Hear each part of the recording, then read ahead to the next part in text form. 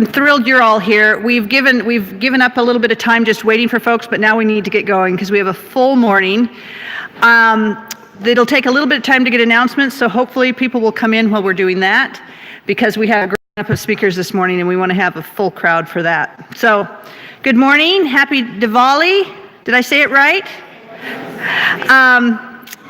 To all of you who celebrate, it's a Festival of Lights. I understand there are a number of faiths that celebrate this, and today is the start of that. And look how some of our colleagues celebrated this morning. I think there were about 30 people signed up for this run. I see 5 in the picture. 6.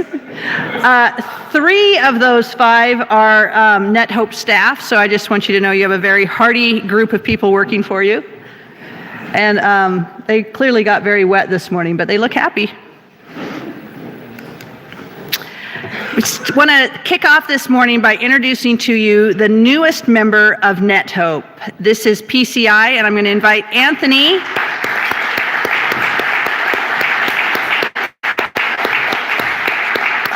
Invite Anthony Pitt to the stage to tell us a little bit about PCI, and we got them elected yesterday, so they are number 57.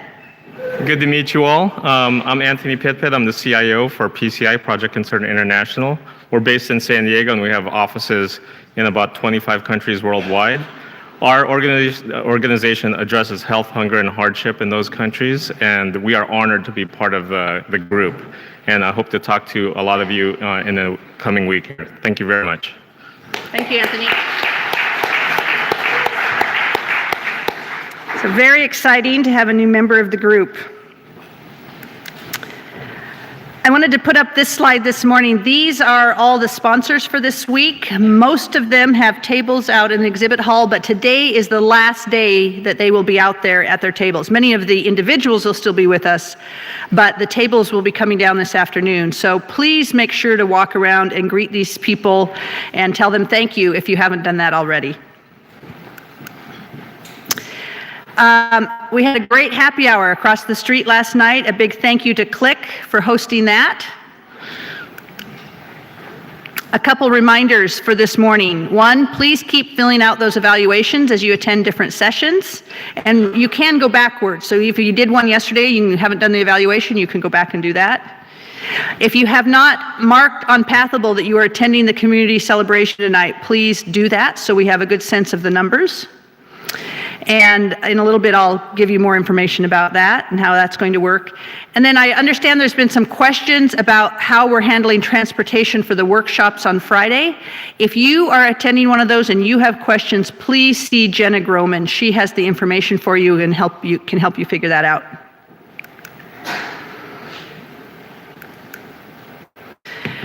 Here's the information. We'll be going over it again at the end of the day, which hopefully there'll be a few more people to hear it at that point in a little more detail. It will be starting at 7 Storehouse, so if you are taking your own transportation, just try to be there at 7 o'clock. The buses for everyone else will be leaving from here starting at 6:15. This will be first come, first serve. We have 6 buses. As soon as one is full, it will leave. So please try to be there at 6:15. My understanding right now is they will be out here next to the courtyard. So come out that way, and if anything's changed about that, I'll let you know at the end of the day. So out by Hall 4. The buses will return to the 2 hotels at the end of the evening. You will need to take your stuff with you into the Guinness Storehouse because you won't know if you're going to get back on the same bus or not. They do have a cloakroom. You can leave your stuff there. Most importantly, you'll receive your drink tickets on the bus. So please make sure you get on one of those buses. And we'll thank them tomorrow as well, but a big thank you to CDW and Unit 4, who are our sponsors for this evening's event. It's going to be a lot of fun.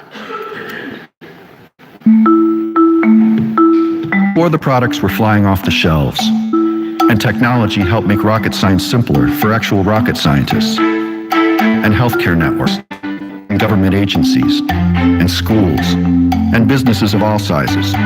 Before the top brass started seeing IT as oiling the gears of the money machine, And your vision of IT was being executed by people so good who must have dreamed them up. Before all of this, there was a conversation with the solution experts at CDW. You see, CDW is like the conductor of an orchestra. Conductor doesn't play a single note. They come the power and the beauty of every instrument. That's what we do here at CDW. We take all of the power of the product of all of the partners we work with, and we make that instrument. We call it IT orchestration. Orchestration is about more than what we sell and what we solve. It's how we serve. It's onships. It's being a proactive problem solver and a trusted advisor. Orchestration is when you're bringing together the very best performers in the business, our partners, and creating value for our customers' customers. Orchestration makes technology work for our customers. Orchestration makes technology achieve their goals. From assessment to design to implementation, CDW is your conductor of IT orchestration. IT orchestration by CDW. People who get it.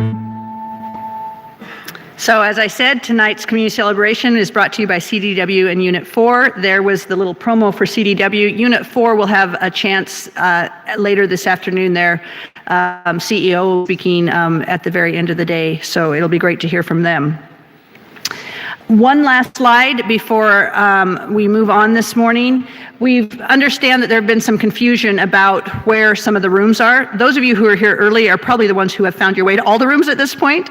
But in case you haven't, I want to point out that you can see on the bottom of the slide, the President's Room, the Marion Room, and the Minerva Room. Those are the ones where we go out this back door and down that way. To get to the President's Room, Marion Room, you turn into the doorway at just the end of this section. To get to the Minerva Room, cross in front of the main hall doors, and then the doors right on the other side of that. The Lansdowne Room and all the daughters' suites are in the hall 4 behind us. So, like I said, you're probably all the ones who figured that out. There are some maps like this out at registration, so if you know anybody who's getting lost, suggest that they go get a map and they can help figure it out. So, congratulations if you figured that all out by now. It is a little confusing this year. Now I want to bring to the stage and introduce Radha Basu. Radha, as you hopefully all know, and if you're new, this is your introduction to Radha. Radha and Deepak Basu have been long time friends of NetHope, and in fact, we would call them part of the founders of NetHope.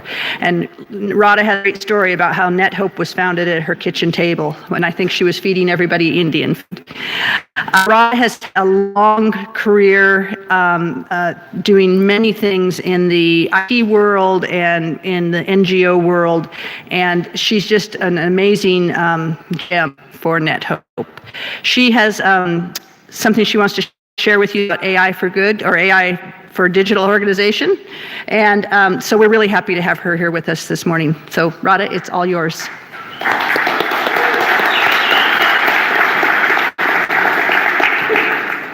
Good morning.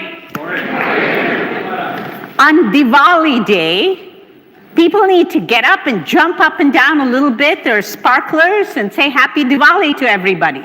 So Happy Diwali, everyone. Yes. Yeah, let's get some energy in there. Happy Diwali, Happy Diwali.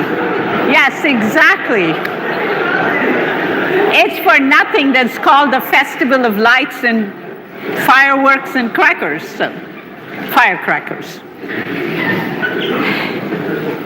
So in that mood, I was asked to introduce and talk about AI in digital transformation.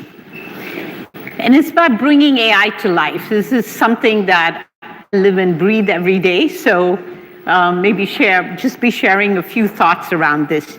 There's going to be a whole session after this, and then session tomorrow and all of Friday that has AI associated with it. And of course, welcome huge economy. AI is about, and people say AI is a technology. There's a lovely article in just last week about AI not being a technology, AI being a model, a process, and a way to be able to implement transformation in, particularly that article talked about societal applications. So there's a lot of data out there. I don't need to go into this. Data in the form of image, videos, text, and speech. think of AI, it's got all of these different kinds of data. We think of data and oftentimes think of text or a mobile app or something, but it's all of these kinds of data. It'll be amazing to see how much of that data you all have. The real impact of AI does not come from this technology. We don't deal with just code, we deal with models. And these models are created by training the code. So when you hear data scientists, algorithms, and we're like, oh my gosh, we need a PhD data scientist. It's how we machines and we train the code and train the algorithms with the data that really brings AI to life. And these outcomes are very heavily dependent on training. So it starts with the data. You use the data to be able to get gold standards. You use that to be able to train the machines, and out of that come the outcomes. So it's a project with detection of poachers. So a lot of satellite imagery. We work a lot in the Sundarbans, where self-driving cats. I'm sorry. What I meant to say was man-eating tigers. I have self-driving cars in my brain. Sorry. We've done 20 million images of street scenes for autonomous cars, and I wake up and I think that. Of poachers. And there's actually an AI for Earth project. Microsoft, as several of you were at the CXO Summit, and the work that you're doing to be able to do for help conservationists to be able to look at satellite imagery of large forested forests, look at and be able to do